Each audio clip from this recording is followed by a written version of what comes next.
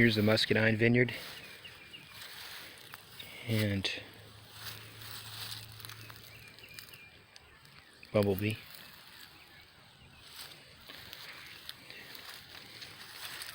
These are the pre-grapes. They're going to bloom, then they get pollinated, and then they become grapes.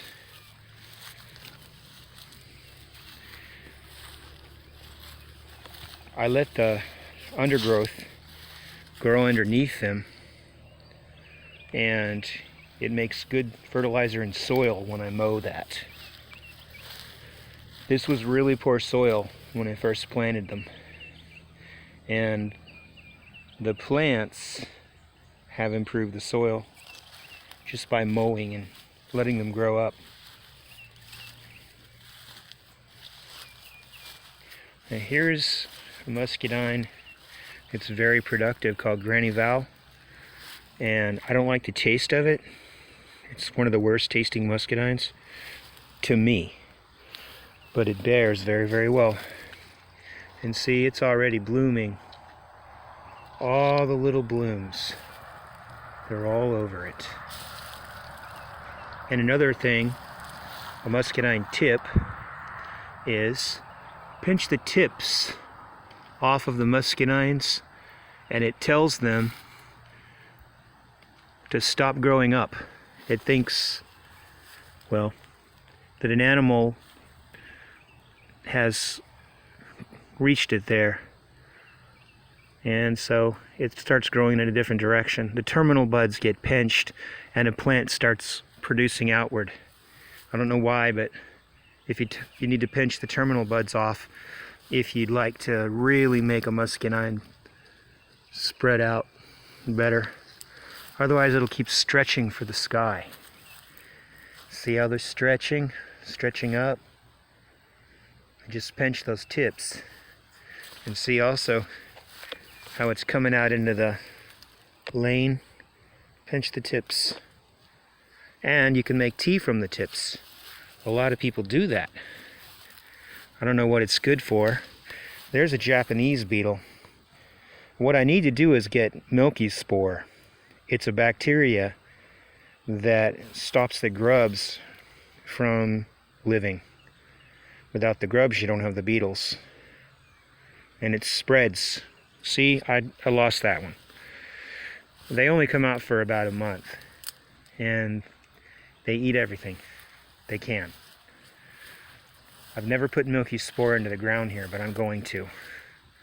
I've heard about it for, well, all my life. Many decades. And I have never used it. So that's my thing. I'm going to try that. Because I just don't really like things out of balance. And the Milky Spore is one of their natural bacterial predators.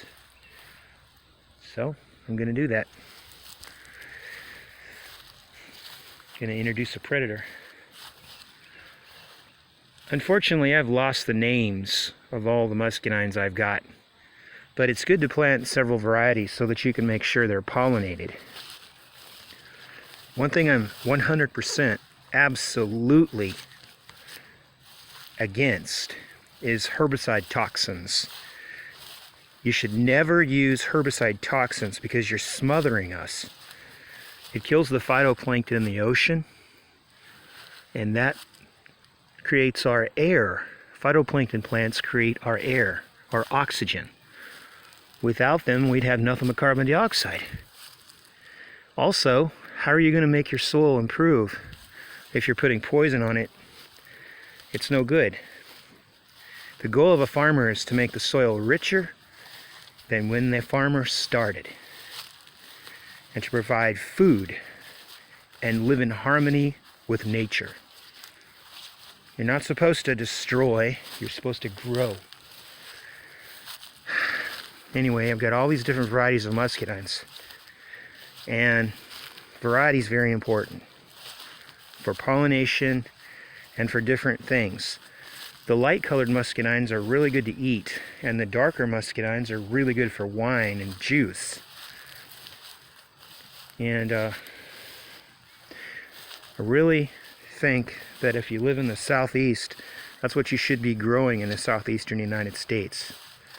I've tried grapes, and wine grapes will grow, but you can't eat those fresh. They're very terrible. They're bitter. But the muscadine, you can still eat it fresh and stuff.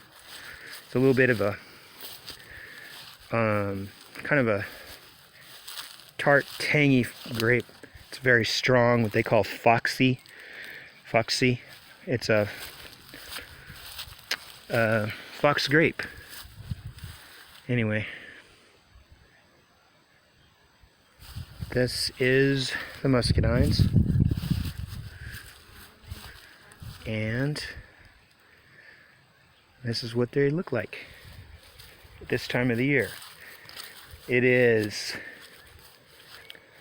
the middle of June, and they have survived my pruning, and they're coming on good. I don't spray them, I don't fertilize them. I just grow all this clover and all these weeds in the rows, and then I mow them. And of course, I have some helpers. They're horses and deer and rabbits, and they put the nitrogen in the soil for them. They put manure in the soil.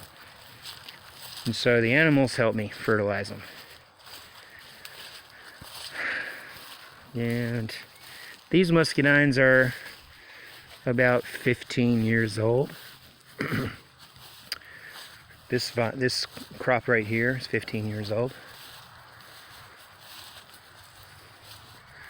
Well, that's about all I got to tell you about them, I guess. Just that they got to be pinched if you really want them to grow good. But I don't have time to do that. They'll still grow, but like I said, pinch them, make tea out of the shoots. Really helps. And like I told you earlier in another video, if I prune them too early in the winter, they die back. They can't take the cold. And this is one that died from being pruned too early in the winter. Originally, it was a granny val. Now it's a fry. I made it myself. And there's the Moso right now. It's bigger than it's ever been. It's a third taller than it was last year, and it survived because we didn't get a late freeze that killed it for the first time, and it's 10 years or so of growth that I've owned it, that I planted it. Anyway, there you go.